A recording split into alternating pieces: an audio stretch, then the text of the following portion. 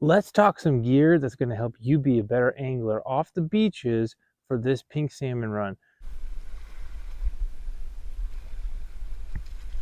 There we go. Let's dive right into the beach fishing gear that'll help you be more successful, but not spend a ton of money. Here's what's great. Pink salmon fishing, you don't need to wade in the water a far distance. A lot of the time you can stand on shore and catch them as they come close with the schools. So your basics of just a standard rubber boot can get you through just about probably 90% of your beach fishing opportunities. Don't have to be fancy. You probably already have these around your house. You don't have to buy fancy gear at all. That is all you really need. You can upgrade if you want some wading boots that are multi-use for other fisheries later on. You can get some hip waders, right? This is an upgrade to the regular rubber boot, and it works perfectly and gives you a little more opportunity when the tides come in. You have the ability then to wade out a little bit or have more beach area to get to. Some high tides, you almost have no beach and you do have to wade through the water in order to get to the spots. You could also get chest waders or even the belt ones for your waist. Those all dependent on what you want to do and what you want to spend money towards. I would recommend, if you're going to do that, get a pair of waders so that you can use them for later on. Not just a one-time use, but something that maybe if you are planning to fish the rivers too, having a set of waders is not a bad thing to have. Some come with boots, some don't. It all depends on what you want to do. These are basic stocking foot ones and they work really well. Gosh, I've had these for 15 years. But most of the time, I just go to the beach and all I'm wearing is a rubber boot. So, you got your boots, you're ready to wade in the water. Well, how are you carrying your gear to the beach? There's a couple of different ways that'll make you effective and efficient. The first, standard waterproof backpack. Under $40, this backpack has lasted me forever. I mean, this thing just rolls up, really convenient and easy. Has everything you need. Not a ton of pockets, you don't really need them. This just stores all your gear because all I'm taking to the beach with me is essentially this guy right here. I've shown this before, but it has a bunch of compartments and I have everything with the ability to lay it out, put all my rigs in different baggies, and it's all set, ready to go. This then just goes inside of the bag, close it up, throw it on my pack, and I'm ready to walk down to the beach. Well, what's another option? How about a sling pack? Let me tell you, this for years was all that I used. Still do to this day. It just all depends on the amount of gear that I'm trying to bring with me. If it's going to be rainy, that backpack's waterproof. This not so much, but this has a strap to be able to lock this in. So that way I have more on me, on my gear. I'm not having to set a big heavy backpack down. Just play what you're going to bring with you. These things typically have a lot of room inside of them. You can even fit that Buzz Bomb bag inside of this, have all your pliers, everything at a hand's reach, and it's ready to go. Well, then becomes the age-old question too, what about just a simple fishing vest, right?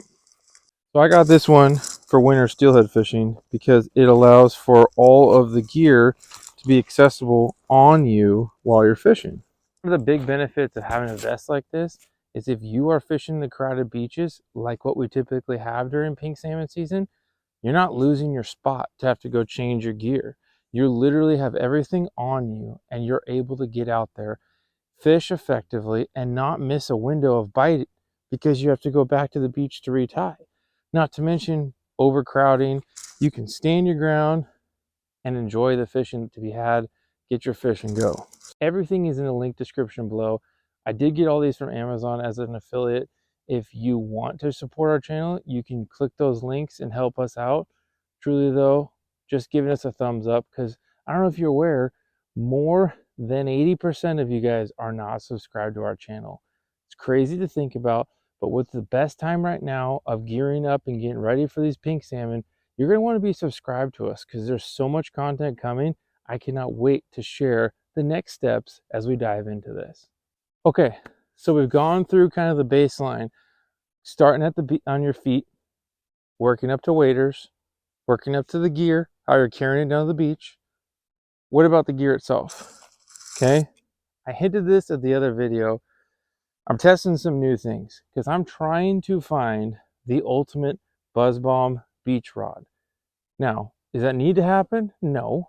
You can get away with a lot of really good stuff that's multi-purpose. And I encourage making a purchase that you can use over and over and over again to get the most out of it, okay? However, I'm looking at something here like this is actually a surf rod made for striper fishing that they do on the East Coast. But I think this is the perfect Buzz Bomb rod for what I've found. Gotta test it first, but specs wise, it's a 9 foot, 10 to 20. Got a little extra backbone to it. It's gonna allow for the ability for further casting and easier jigging retrieval instead of something that's too light. So I really think this is gonna be fun to fish with. And the reel itself is a brand new reel I'm testing too. It's a sealed drag, freshwater and saltwater reel. So it's a multi-purpose, multi-use reel. I cannot wait to try this out. 22 pounds of drag. This is a 3000 size Spartacus 2 from Cast King. It's going to be my beach reel, and it is going to be used then in the rivers too. When the coho are around, this might just be the perfect setup. However, we're going to put it to the test, figure it out. We got one of our custom rigs that you're going to see released here this week for Buzz Bombs. It's going to be really fun. But when you start talking gear for pinks off the beach, most of you guys already have a rod that's going to work. A spinning rod, 8'6" to 9 foot is all you really need for Buzz Bombs. Okay, perfect size. You need about 10 to 12 pound test line. Have fun. Go cast and enjoy it. I like a 3000 size reel just because it has line capacity. You can cast further and reach those fish that are jumping out a little bit further away, but you have the ability then to move around and do what you need to do. So having a good rod, maybe a little moderate fast to fast action helps you out with a little bit more on that jigging and not wearing yourself out. But 12 pound test line, we're ready to rock and roll. Now there's one last item to mention. Most years, doesn't even matter at all. But 2025, this actually does. So it depends on where you're fishing. We actually have some restrictions on being able to keep pink salmon. So instead of the typical normal that you can just bring them up on the beach, keep them if you want, or whatever you end up doing, you gotta be careful. So it got me to thinking, what is the best way to land a pink? Well, you gotta have ability to net a fish because some areas too, you can't keep a wild coho. Bringing a wild coho up on the beach, putting sand and dirt through their gills is going to kill them. So what I have found, probably the best inexpensive net, you can see how deep that is. It's got a 22-inch handle. It's perfect really for an individual bank angler to net a fish, and you can just wade out maybe to your shins, if even that, in the water. Half the time, if I'm off the beach, I'm wearing sandals or something, and I don't even need to wear anything else because it's so nice out. So if I can go out, land my fish, check and see, oh, what do I got? Oh, it's a wild coho. Hey, I got to let it go. It's a rubber net. $20 at Bass Pro Shops. I will put everything in the link description. There's a 36-inch handle model as well. This, I think, is ultimately going to be the best bank angler net for you to have on your person, whether you're steelhead fishing, coho fishing. I've not come across one with that deep of a net, rubber coated to protect our fish if they're wild, but have the convenience of being able to tuck it away. I've even made, and I'll show it later, a way to attach this behind on that fishing vest that you saw me wear a little bit ago, so that I can just detach this from a magnet and be able to release and net my fish. Not everybody wants to keep a pink salmon. Some people like to catch and release in the fun of it. So if you're one of those people that may not be wanting to bring a fish home or legally in an area where you can't keep it, why not do the right thing and have a good proper net so that you don't have to potentially kill the fish just in order to get them off the hook? What was your favorite of these items to gear up for? And is there other simple items that you're using instead? Comment below. You're going to want to watch because tomorrow we're going to go over the lure specifics and get into exactly how to fish for these pinks. Tight lines and fish on!